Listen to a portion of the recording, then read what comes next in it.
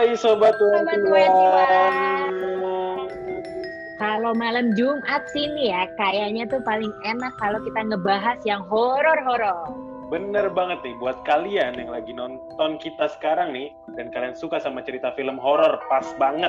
Kali ini bakal ngebahas tentang The Conjuring Universe, khususnya Conjuring 3, The Devil Made Me Do It. Betul banget, jadi buat kalian jangan di skip ya, tonton sampai habis.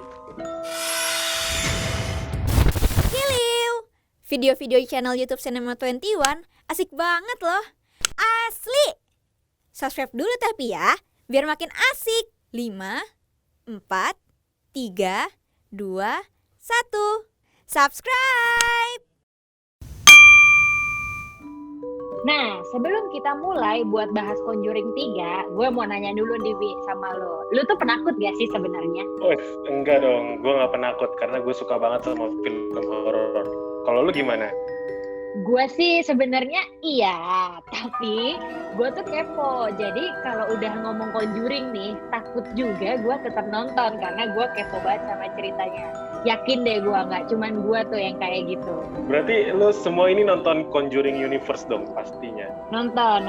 Itu udah pasti. Tapi by the way ya, lo tuh tahu gak sih tentang film The Curse of La Llorona, atau tuh judulnya yang sering orang sebut itu The Curse of Weeping Woman? Nggak tahu sih gue ya. Terus itu hubungannya apa tuh sama film Conjuring? Ada. Ternyata film itu bagian dari Conjuring Universe juga. Masa sih? Jadi keseluruhan total Conjuring Universe tuh ada berapa film nih, Sel? Ada banyak. Nih, gue bacain dulu ya. Sampai sekarang film Conjuring Universe itu ada apa aja dari yang pertama. Pertama, dia itu ada The Conjuring di tahun 2013. Terus ada Annabelle di 2014. Lanjut lagi ke The Conjuring 2 tahun 2016.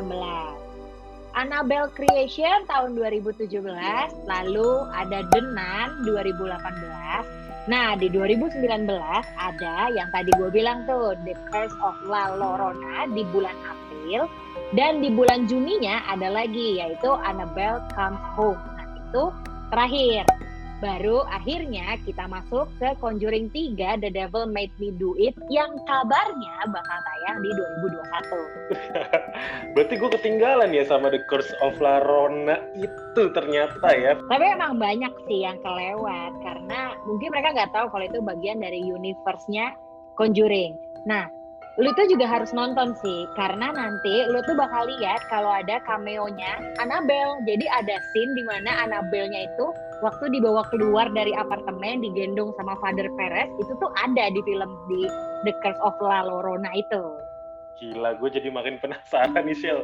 Gue pasti bakal nonton nih. Terus kalau hubungannya itu udah cuma dengan cameo Annabelle atau ada lagi tuh? Oh, enggak dong. Ada hubungannya. Nah, kenapa sekarang orang jadi banyak yang tahu kalau La Llorona itu ada hubungannya sama Conjuring Universe? Nanti yang bikin Conjuring 3, James Wan itu udah nggak jadi sutradara. Nah, sutradaranya namanya Michael Cave, yang kemarin itu debut jadi sutradara di film The Curse of La Llorona itu. Jadi sutradaranya sama nih sama Conjuring 3 yang ini. Tapi tenang aja, James Wan tetap ada, cuman dia jadi produser, nggak jadi sutradara lagi, gitu.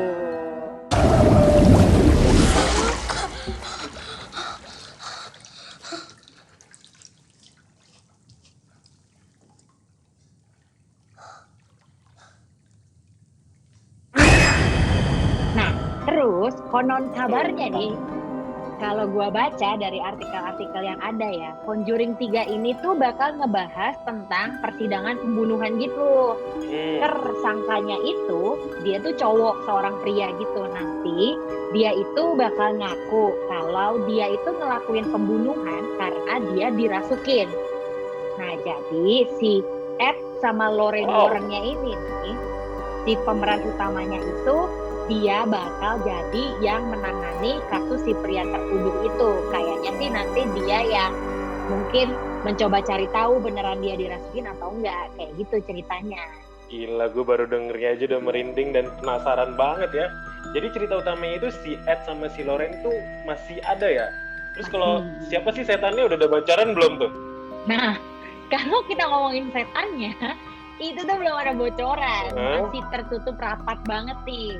Tapi yang gue tahu dari hasil baca-baca artikel, yang pasti sih kayak Conjuring sebelumnya gitu, Bi. Jadi ada cerita di balik si setan yang ngerasukinnya ini. Kalau kali ini katanya sih diambil dari yang namanya The Trial of Archaean Johnson. Nah, pengadilan sidangnya itu tuh ternyata beneran ada di tahun 1981. Dan sidangnya itu memang dikenal dengan nama The Devil Made Me Do It. Jadi karena terinspirasi dari sana, makanya judul film Conjuring 3-nya yaitu. Gila, gue tuh selalu merinding kalau nonton film horor yang diangkat dari kisah nyata gitu ya. Kayak ternyata Falak itu lukisannya si Ed Warren, bahkan sebelum dia ketemu Falak pas lagi nanganin kasus. Jadi dia emang tuh suka ngelukis ya, dan lukisannya tuh dap-dap gitu ya. Betul. Gue juga sama sih. Tapi kalau gue tuh ya, kalau denger ada embel-embel based on true story tuh, gue malah jadi makin penasaran gitu loh. Bahkan nih ya, gue pernah baca ya, Sel, si Vera Farmiga itu yang jadi Lauren Warren itu pernah ngalamin hal aneh pas syuting. Lu bayangin deh. Jadi dia tuh lagi riset pakai laptop. Terus dipanggil si James Wan kan, sutradaranya. Pas dia mau balik lagi, mau lanjutin riset, ternyata laptopnya ada 3 baret gitu di layarnya tiba-tiba. Asli. Gokil gak sih tuh di lokasi syutingnya sampai bener-bener digangguin gitu sama setannya. Asli sih, asli. Tapi percaya gak percaya ya, Bi ya. Maksudnya kita kan bisa percaya, bisa enggak nih. Gue sendiri itu ya lumayan punya cerita lah soal film The Conjuring itu. Cerita apaan tuh, Sel? Seriusan lu? Coba ceritain. Ini pasti beneran horor juga nih. Bener, ya horornya dikit sih. Tapi pokoknya gue inget banget tuh waktu itu gue habis nonton. Ini tuh gue nontonnya The Conjuring yang pertama tuh, yang tahun 2013. Nah, kalau lo ingat ceritanya itu kan tentang satu keluarga Perron itu. Nah, si istrinya, si ibunya itu, si Caroline Perronnya kan, dia itu sebelum dirasukin, dia dilemahin dulu gitu kan. Kayak bangun tidur, tiba-tiba lebam. Bangun tidur, tiba-tiba baret gitu. Pokoknya dia sampai lemah baru akhirnya dirasukin. Nah, gue abis nonton itu, gue nontonnya malam-malam tuh. Terus gue pulang, tidur kan. Begitu gue bangun, di kaki gue tuh ada kayak baret berdarah gitu. Gila, kaki lu berdarah. Itu beneran tuh? Beneran. Nah beneran, tapi ya gue juga gak tahu ya, entah gue tidurnya terlalu bersemangat, akhirnya kejeduk tembok lah, atau gue garuk-garuk mungkin ya. Tapi menurut gue kayak aneh gak sih tetap gitu, gue tiba-tiba tidur terus bangun ada luka terus berdarah gitu. Aneh sih, Sel, menurut gue. Tapi bisa jadi gak sih kalau kita tuh abis nonton film horor tuh pasti kebawa sugesti. Gue percaya nih ya, pasti juga Sobat 21 kalau abis nonton juga pasti kebawa sampai tidur itu cerita-cerita pas kita abis nonton. Banget sih, banget. Gue juga takut sih kalau abis nonton horor gitu. Jadi kayak sebelum tidur tuh bisa kebawa sugestinya, kepikiran. Jadi kalau gue sih biasanya sebelum tidur gue nonton tuh film atau video apa aja gitu yang lucu, biar gue tuh ingat sama pikirinnya tuh ya video terakhir yang gue tonton itu. Ya syukur-syukur sih gak kebawa mimpi ya cerita horornya. Berarti lo tuh lebih penakut dari gue ya. Gue sih pas habis nonton film horor tuh ya udah gitu aja. Horor pas nontonnya, pas pulang udah lupa gitu, gak usah tersugesti yang berlebihan. Ya kan gue emang penakut. Nah, kalau Sobat 21 di rumah, yang mana nih tipenya? Kalian itu biasanya habis nonton film horor, kalian bisa tidur gitu aja atau kadang susah karena masih kebayang-bayang sama ceritanya? Dan kalau kalian punya pengalaman horor yang berhubungan sama film horor yang kalian tonton, boleh banget nih di komentar di bawah ini. Nanti kita bacain di episode selanjutnya ya, Sel. Betul. Nah, dan obrolan kita hari ini yang singkat ini untuk menemani malam Jumat kalian udah selesai nih.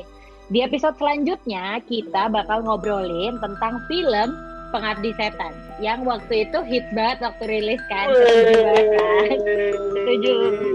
Mantap. Nah, kalau kalian juga punya cerita soal Pengabdi Setan, diingat lagi ada kejadian horor nggak nih pas kalian nonton atau setelah nonton, langsung aja silakan di kolom komentar. Betul. Pokoknya tinggalin Sampai komen ketemu di kalian. episode selanjutnya, Sobat 21. Bye, sampai bertemu di episode selanjutnya. Bye.